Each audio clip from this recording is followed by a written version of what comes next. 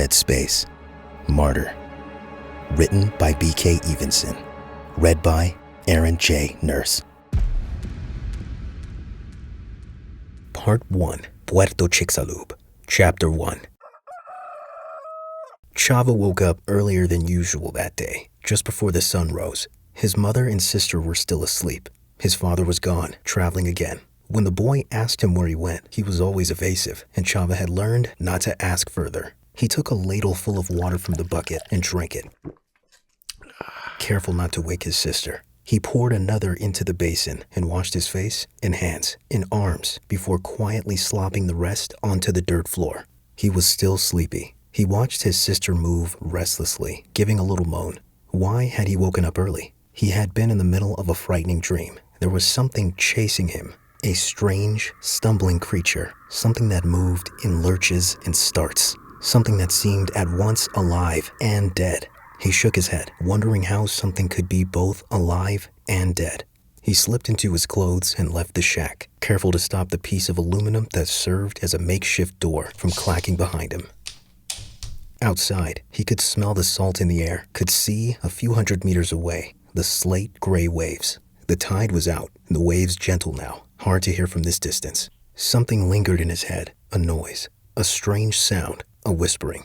It was saying words, but in a language he couldn't understand, so softly that he couldn't even tell where one word stopped and another started. He tried to force the sound out, but though it receded, it didn't go away. It just hid itself somewhere deep in the back of his skull, nagging at him. His dream rushed forward to fill the space. The creature had been large, just a little bigger than a man. He was watching it from behind. In the dream, at first he had thought it was a man, but when it turned, he saw that it was missing part of its face, the jaw. There was something wrong with its arms as well, but the dream was blurry, and he couldn't make out what it was exactly. It watched him with eyes as blank and inhuman as the eyes of a fish.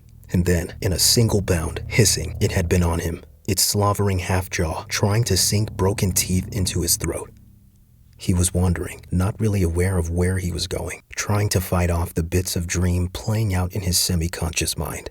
He was surprised to find himself down at the shoreline. To the left, the coast was empty.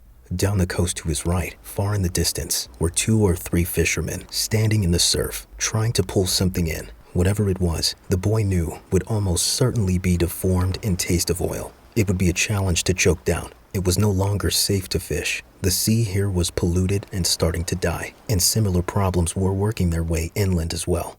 He'd heard his father talking angrily about it. Crops that even a few years back had been healthy and strong now came up stunted, if they came up at all. The only supposedly safe food was the patented foods grown in controlled environments by mega corporations. Food that few could afford. So the choice, his father said, was either to eat food that slowly killed you or go broke on food you couldn't afford while everyone went on destroying the world.